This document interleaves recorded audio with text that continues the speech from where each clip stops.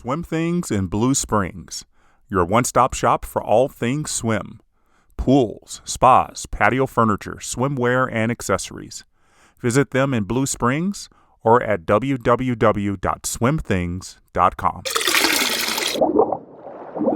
It's just that reinforcement and motivation, but that was always for me a struggle, was keeping the motivation fresh and kind of aiming it at the different kids, because they all needed to relate to it differently. But those were my internal struggles as a coach.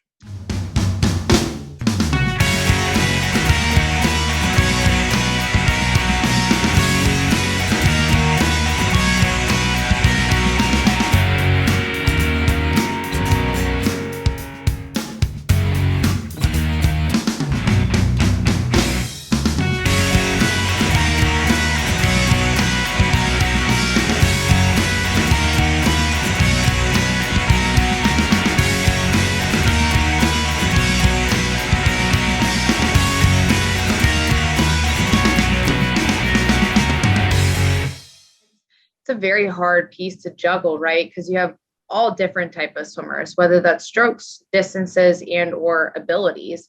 And so being able to juggle that and be successful in all of those is pretty cool. It's a really cool thing if you're able to do that as a coach.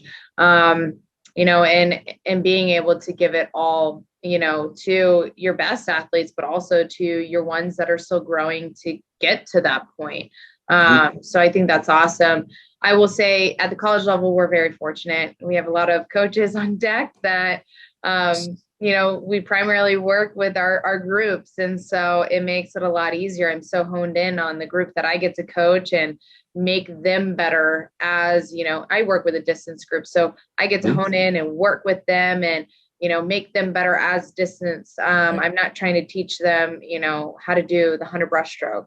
That's not, what, I swam in high school and college, but not something that I'm trying to teach them. But I will definitely say that is, I can see it as a struggle, at that coaching level. So I'm going to give you one last question, Coach. And I ask this to any of my coaches because I think it's important. Any advice you would give to a younger coach that might be interested going into coaching, what would you say to them to, just let them hear from experience of someone that it's been in this, field for so long? What would you say to that person? I think one of the most important things to do and have in coaching and education period is to really have an open mind, because there's so many great ideas out there. I mean, 25 years ago, you had people telling other young coaches that David Salo was a heretic and his little fad of quality training was going to go away very quickly. And clearly that has not been the case. And you heard how he was going to ruin swimming in this country, and nothing could be further from the truth. So I think having an open mind, and I think one of the things that helped me was I was naturally inquisitive. I mean, when I got the job in Blue Springs, I realized, wow, this is kind of like when Cal Bentz had to take over Omaha West Side because Hal Krazan left and went to Cedar Rapids, Iowa. And so I called up Cal and I called up Hal. And I asked him, I said, what do you think? And amazingly enough, and maybe not so amazing since they worked together for a number of years before Hal kind of went off and did his own thing closer to his hometown, was that one of the first things out of their mouth, both of them in like hour and a half phone calls, was, Coach, you're building a program, traditions. Yep. Be open to it. And when you see it start to work magic, run with it. And so I was always very open to things that were traditions for us at Blue Springs. And we ended up with quite a few traditions that really helped us through tough times. And just the fact that I was willing to experiment on my kids, God bless them. We were doing stretch cords back in the day, and there was no belts. I just tied a loop and it was going to rip their navel hair out. And so the first couple of weeks I used them in the morning. We use them in the mornings extensively for power. So I looked at it as just a different kind of pulling, really. So at first I made it so it was just a little hard to turn and do 100s, 50s, 200s with them. And I asked them after a week, I said, what do you think? Should we shorten them? You know, oh, no, we're really working hard. So I went, oh, okay.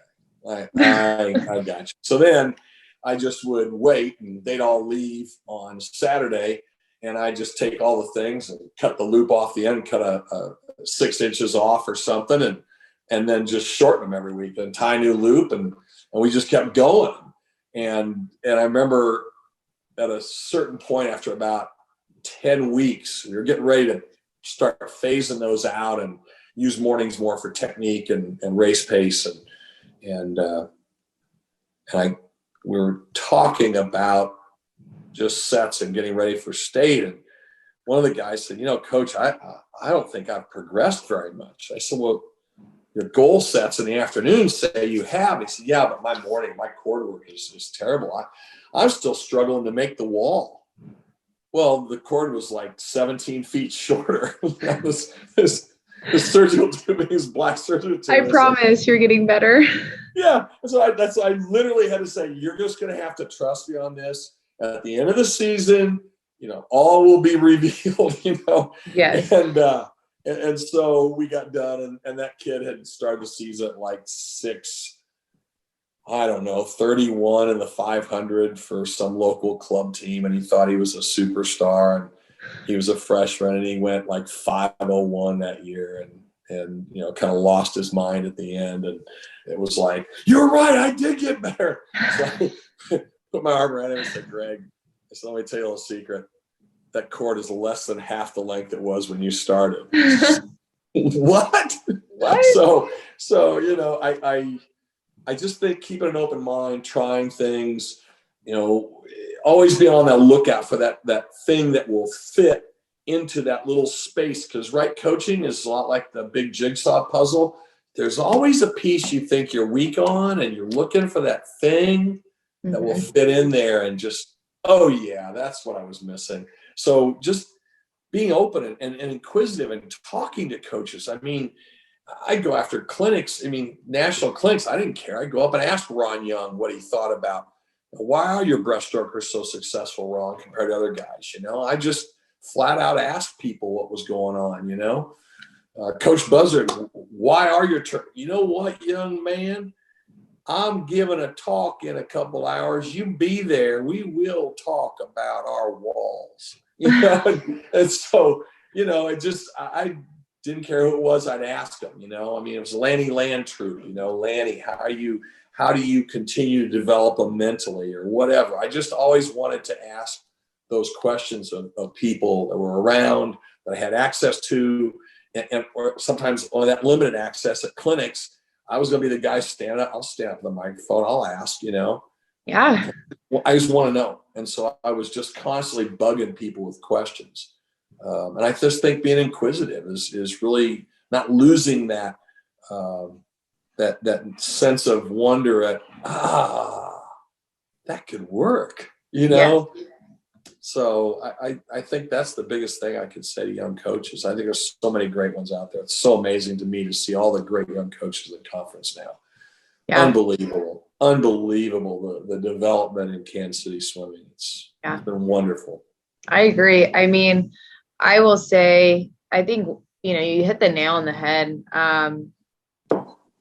Having a good network of coaches and having people that you can bounce ideas off of or get advice from really goes a long way. That is something that I find very helpful in my coaching career. I don't think I would be where I am without the coaches that I'm surrounded with, but also the people that I've either swam under or, being mentored by others. I think it's very important to open your horizon and broaden what you think is, your niche or what you think can make your program better.